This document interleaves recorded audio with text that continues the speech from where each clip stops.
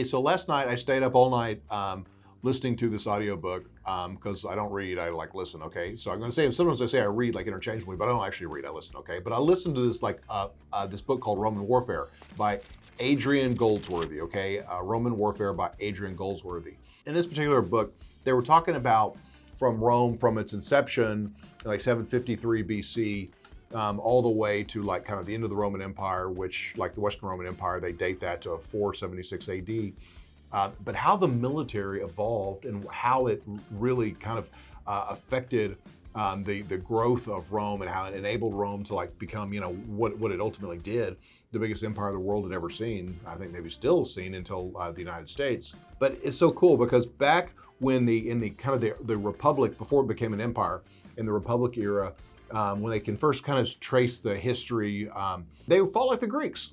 And the Greeks had they had Sicily, and the Greeks had southern Italy in the boot.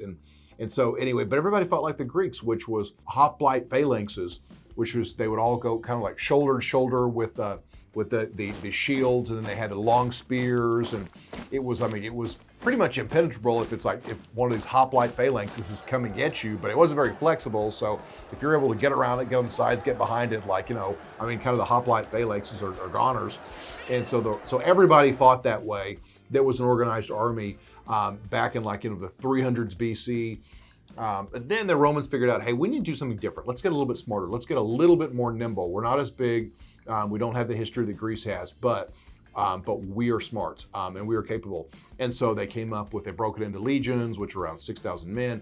And then they broke those down into smaller groups called maniples. So these groups were stacked up. And so instead of being like one long line, they were stacked up behind each other.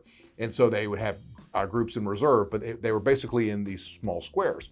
And so they could march around. You could move one maniple this way, one that way, one this way, one that way. They could envelop their enemy. And so they could be much more nimble, and they were able to dominate the Greeks that were in Italy and in Sicily, and then most of their opponents.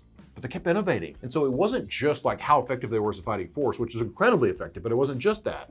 It was also, they would do very, very intelligent things like set up camps. So if they were going to march like 100 miles and they were going to stop, you know, say after 50 miles, and they were going to set up a camp, they set up a very sophisticated camp that had very structured boundaries, defenses, and fortifications in it. I mean, like every night when it was just a well-known thing in the ancient world, when the Romans would stop their march for the day and set up camp, the spies for their adversaries would see the camp.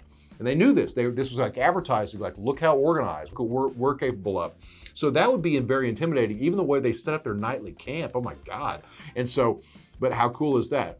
And so on in the way that they constantly would win battles, outsmart their opponents. In the Punic Wars, when they were fighting the city-state of Carthage, one of the cool things was, in the beginning, Carthage had a big navy and they had a big army. And so how do you fight? It's kind of like, it's the whale versus the elephant, which was kind of like, you know, it was like Napoleon and he was the elephant, you know, later, versus like the English Navy, which, you know, the whale. And so, how do you fight like that? Well, they said, okay, we've got to go fight them in the water because they're not going to come on land, and it's an island over there they're fighting over, Sicily. And so what they decided was, okay, let's fight the way that we fight on land, but on ships. And so what they would do is they would pull up next, and they had kind of a plank that would drop into the other ship, the Carthaginian ships, and then all of their Marines would run across. And so they would literally fight a hand-to-hand battle the way that you would fight it on land, on a battlefield, but they would fight on ships. And so that's how they realized, okay, we're not the greatest sailors, but we have the greatest army, so we'll put our army on ships and we'll essentially do what we're good at. So they took their superior knowledge and their superior techniques to the battlefield where their enemy was. The book's, it's on and on, like just like that. Seeing all of the innovative things that they've done, not only for somebody that's, you know, has a career in the military, but also in business, and just it's different ways to think and train your brain and different ways to be innovative. So Roman Warfare is the reading of the week that I would recommend to you.